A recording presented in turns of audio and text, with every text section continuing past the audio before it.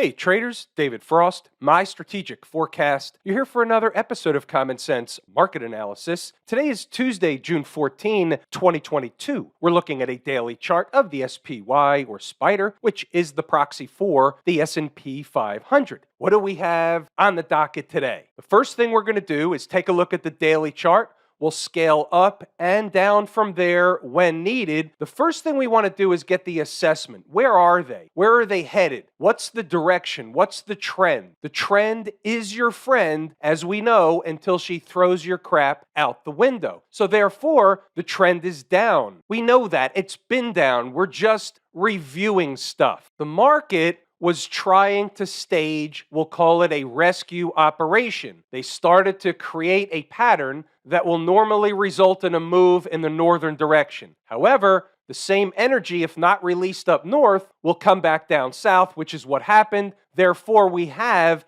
a failed situation here. So the question is, where are they headed in the southern direction? Unless they get above the former low, which is 380.54, the market is headed lower, period, full stop. What's the next major thing down from current price? Well, looking at the weekly chart, we can see it's really that zone around 365. Now, one thing we have to note is 365 in and of itself wasn't necessarily an important number. It was the result of a phony / shenanigans tail candle created some time ago. So we noted on the chart, generally speaking, if that happens, the market finds itself there, whether it's up or down, in this case it was down, finds itself down there at some point in time. The issue is you never know when it's going to happen, how long it's going to take, all that stuff. But here we are, a stone's throw away from a number we identified months ago. Last night we went over the important spots in and around and below 365. Nothing's going to change there. You can go back to that video to double check the stuff. One area is we have a high at 358.75. We talked about that one. You have the 200 period moving average right under 350. And then you also have, on a crash type of scenario, around 342, give or take. I'd put that one on a sticky note as a just-in-caser. Why is that?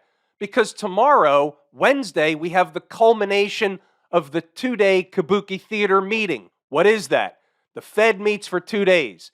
The FOMC, Federal Open Market Committee, makes an interest rate announcement at the end of the meeting, commencing around 2 o'clock on Wednesday, and then there'll be a press conference where the chairman of the Federal Reserve takes questions after the fact from a predetermined list of media participants, and by the way, most likely from a predetermined or pre-authorized list of questions. Now, we bring up the crash scenario is because we're already in somewhat of a crash scenario. The rubber band, once again, has stretched too far. It's broken, it's breaking, call it whatever you want. I'm looking at a weekly chart where I see what appeared to be, and we talked about at the time, it didn't have the accompanying volume, but that candle ending 527, the week ending 527, had the makings of a reversal candle recapturing the 100 period moving average. It was minus the volume. We flagged that at the time. However, here we are having closed below, gapping below the low of that breakup candle. That's another bearish sign. It really opens the door for the 365, the 200 period moving average. It's a weekly chart. You could certainly get some back and forth. Now, just because the Fed's meeting, they're going to have an interest rate announcement, it doesn't mean the market's going to collapse. Now let's talk about it for a moment. There's a lot of discussion out there.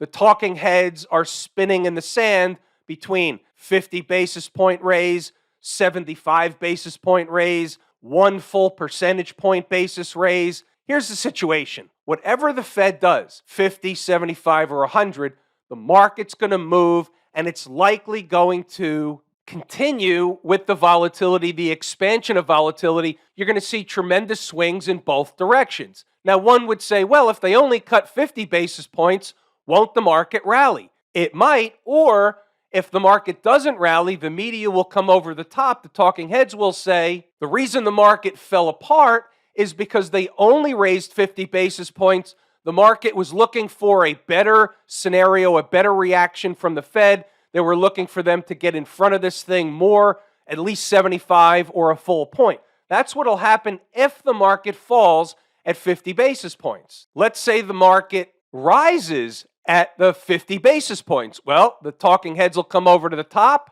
and they'll say, because the market was in fear they might go faster and 75 or a full point, and they only did 50, it's a relief rally. The market is relieved that they only did 50. So whatever the thing is, whatever the Fed does, the commentary after the fact from the media talking heads and everybody else will be predicated on which direction the market moves. The market drives the conversation. The market drives sentiment. Sentiment drives behavior.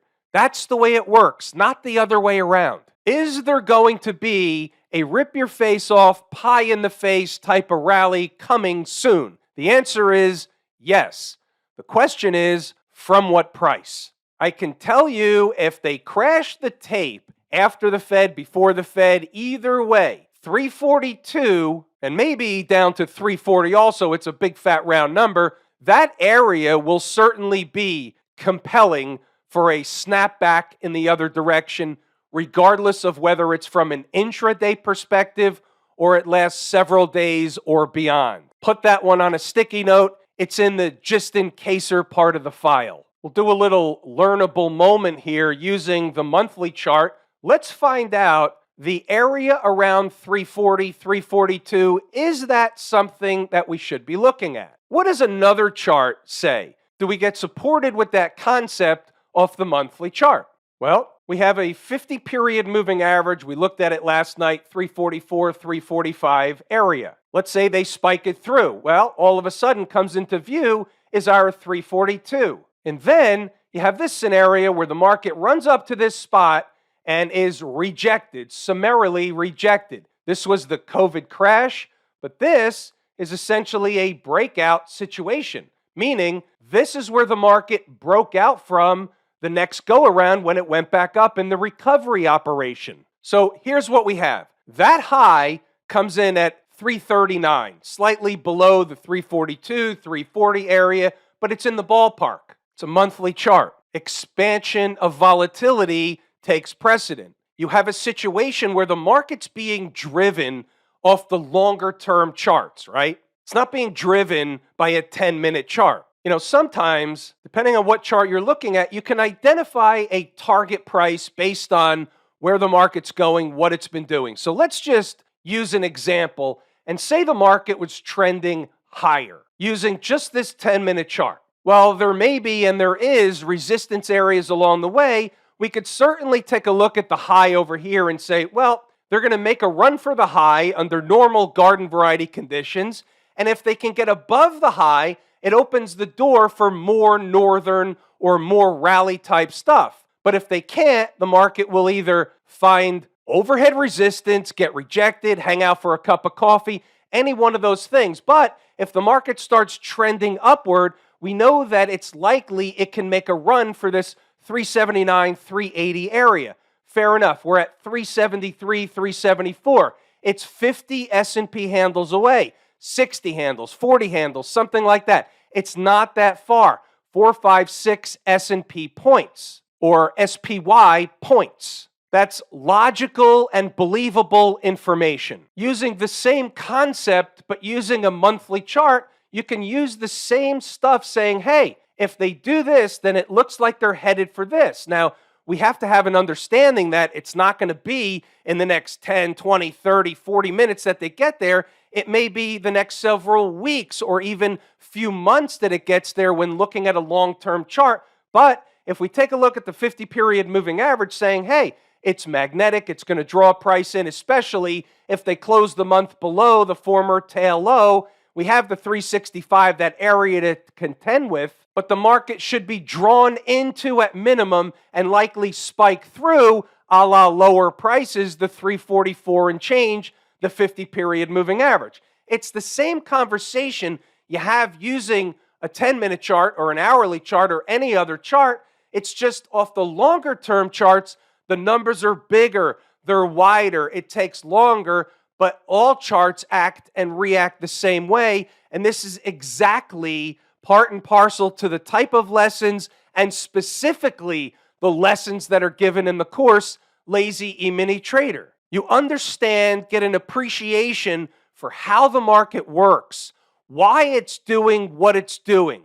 How can we tell? Where can we tell if we're wrong? Why are we able to tell if we're wrong? These are all the things that are taught in the Lazy E-mini Trader course. Let's check out inside the numbers. The first thing we'll do is run through the commentary. I'm going to point out some interesting stuff. Today was an interesting morning. We had what's called the cadence with the tape this morning. What does that mean? It means the numbers were working. We'll get to that in a few moments. Turnaround Tuesday. After a decent overnight rally while nobody was watching, they've come back to the flat line around 0 dark 30. So they tried to rally overnight and then they failed. One side goes like this. They're in the midst or middle of a meltdown, headed to at least 365 at some point sooner than later. Not meaning today necessarily, just the big picture. The other short-term side goes like this. They're way oversold, hate that term, but we use it anyway. Back-to-back what are called 90% down days. Simply put, that means that 90% of the equities on the NYSE were down. They were in the red. That's it. That's a 90% down day. Everything got thrown out with the bathwater. That's what that means. It doesn't happen all the time. It's kind of rare. It's even more rare when you get 2 back-to-back days like that, so you can start looking for. It's not like you're putting on a trade because of, but you can start looking for the DCB, the dead cat bounce. It's coming sooner or later. You got one throughout the day, you got one in the morning, you got one overnight. They're trying, but they can't get a grip because they haven't reached a good enough destination to have a rip your face off / pie in the face type of rally. Is that 365? Is it something else? We're going to find out sooner than later. Most likely tomorrow. Neither is a compelling case to hang our hat on, so we use the numbers to guide us through. Yesterday's close was 375. We'll use that as the bull-bear pivot to get the day started. 375. Identifying not because or only because of yesterday's closing price, but there were other reasons why that became the pivot, and you'll see it throughout the morning session. It's the pivot. What's a pivot? Right of the vertical, today's activity. Here's a 10-minute chart. 375 is the horizontal line. It is the pivot. A pivot is what the market centers around. Above it, the bulls can start to take over and try and rally the tape. Below it, the bears have control, and they try and push the tape lower. There's a bull-bear battle around a pivot. That's the definition of a pivot. Now, if they bounce, 377.70 is both magnetic, overhead resistance, and the gateway to a run back toward 380. Now, we don't know that's going to happen, but 377.70 above 375 is certainly something that we need to know about. So we'll discuss the next phase of a leg higher if they get above that number, but that number is on the docket above 375. Below 375, we're looking down for a spike of 372. Put these numbers on a sticky note. Now we've switched over to a 5-minute chart so we can see the stuff a little better.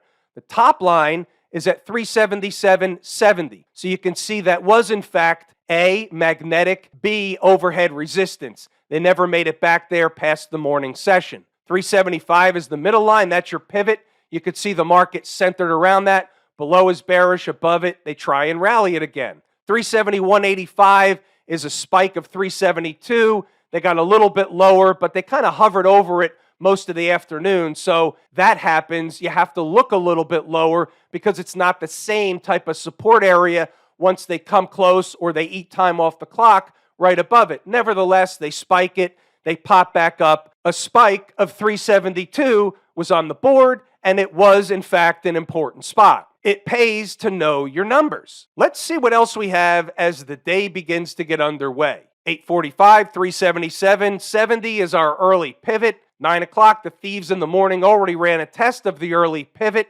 and then some just reinforces the early schematic. And you saw that they did the same thing after the opening bell. In the morning, during the morning rush, this is important. Put this stuff on a sticky note. During the morning rush, it's much easier to predict what the market, what Mrs. Market and the participants are going to want to do based on having seen the pre-market activity, knowing your numbers, having a good level of participation in the market a la volume, and we saw that today. After the morning rush takes place, after an hour, 45 minutes, an hour and a half, every day is slightly different, but after the morning rush takes place, the market goes into a chop shop formation in some kind of a range driven by computers and algorithms and all that nonsense.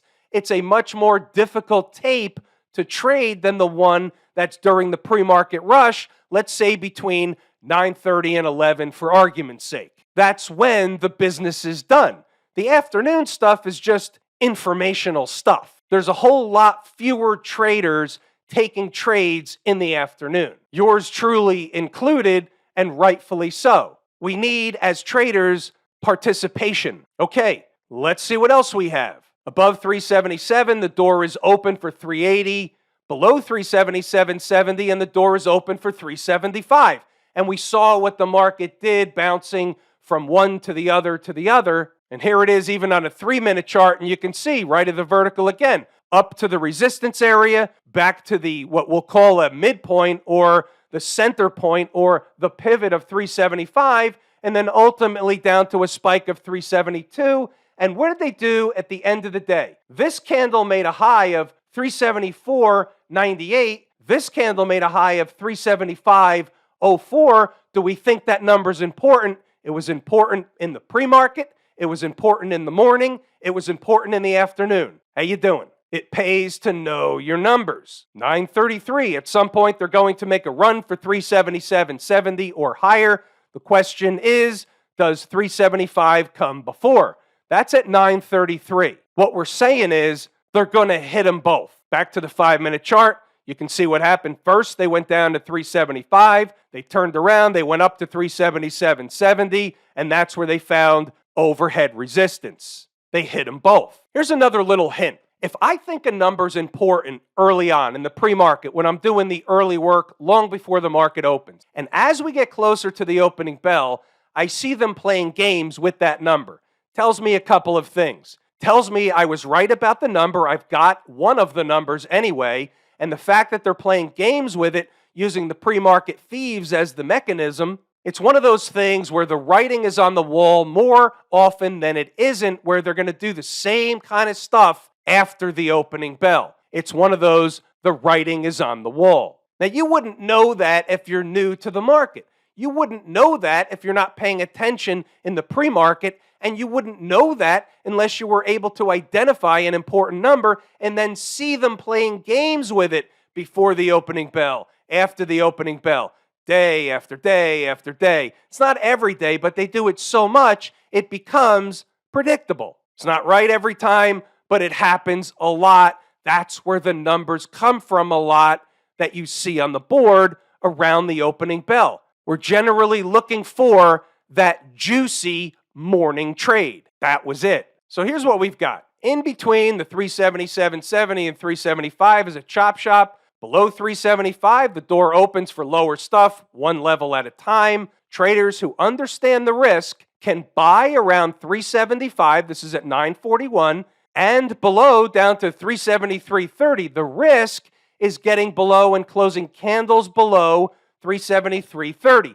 Now, here's the situation. It's close to risk. You want to lose small and fast if you have to lose it all. That's a given. So here's the other thing. The toughest trade to take on is the one that's closest to where the stop out would be, because that's the area that the market has to make a decision. Is she going to fail or is she going to bounce? Was it just a test, or is she failing going somewhere else down south? That's why it's like the scariest place, but the best place. If you don't know your numbers, you don't know about that place, but I'm just saying. So we have traders long around 375. Traders need to book profit around 376. We certainly had some participants in the room today. There was others from just pure inside the number perspective. There were buyers at 375. One more time. They come into it in the 945 candle. They spend about 5 minutes, 10 minutes down there. 950 candle, they start running the other direction,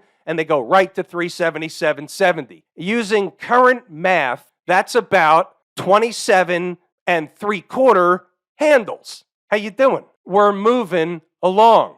Read the notes. Go back to the charts to double check the work. We had a nice trade in Wells Fargo. We'll get to stocks on the move in a while. Some traders like to take another bite at the apple down at 375. They gave you an opportunity before failing later on. They got to the target, and guess what? Nice trade for those taking the ride. Getting above opens a door for other stuff. They never got above. We know that. Read the notes, pause the video, go back to the chart to double check the work. There's more stuff in here. There's teachable, learnable information in here. Closing candles below 373.30 opens a door for 371.85, give or take. All that stuff is laid out on an ongoing basis inside the numbers.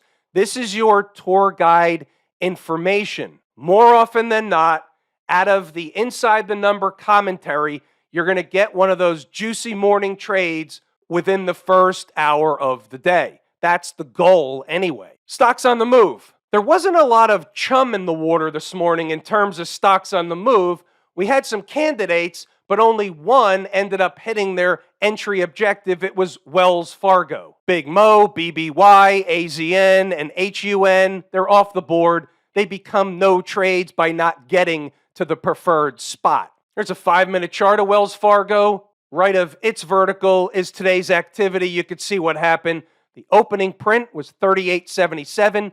We had 38.64 on the board. They came into it. They spiked it. They turned around, ran back in the other direction, made a high of 39.30, providing the minimum required base hit, and then some. They came down later and paid a visit to what? The second number on the board, and doing what? Into the end of the day, bouncing off that number. Funny how that works. The numbers work. Switching over to Camp IWM, anything new and different or exciting here today? Nope, it's all the same market. We have the same situation. They made a new low today, but they closed above the former low. That's a bullish signal in and of itself, but there's too many other bearish things on the chart to just take that signal and say, hey, that's bullish, they're going to rally. That's not the case. They may rally, but that's not the reason. They ran a test of a former low, closed above it, that's fine. They have to stay above it. Remember the monthly chart from the SPY?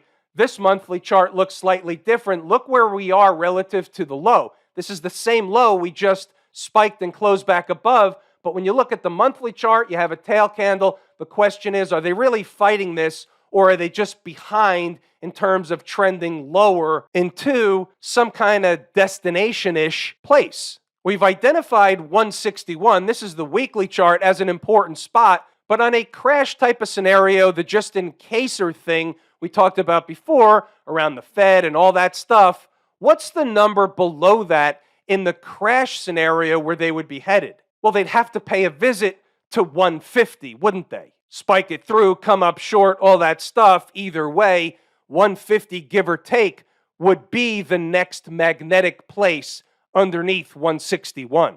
From a big picture perspective, not an intraday perspective, there's plenty of numbers in between that'll be posted on the board for Inside the Number members from an intraday / inside the numbers perspective. What's going on with the folks down at the transportation department? We'll stay on the weekly chart, and you see they came up just short of that 12.8 number yesterday, giving the impression they're creating some kind of a tail candle. We're not going to get confused or fooled by that. Anything goes around Kabuki Theater. If they rally the market, all markets will get a rising tide lifts all boats kind of ticket. And if they kill the tape, everything's going to get killed. Anything different in the Qs? Absolutely not. If they rally the tape, everything rallies, including the Qs. Flip side is everything gets thrown out with the bathwater. Today was a nothing day. We're waiting on the Fed. How about the financials? XLF looks the same as every other chart. We're waiting on the Fed. The markets will move tomorrow and beyond. Today, leading into the 2 o'clock meeting or announcement tomorrow, not so much, just some back and forth chop shop formation. Smash mouth, same deal. They made a new low today, bounced away, no big deal. There's nothing to garner from today's activity. We're waiting on the Fed. Have I told you how much I appreciate each and every one of you? Without you, these videos are not possible. That is true and accurate information. We're pulling the ripcord here today. I'm David Frost, my strategic forecast. Thanks again for tuning in to another episode of Common Sense Market Analysis.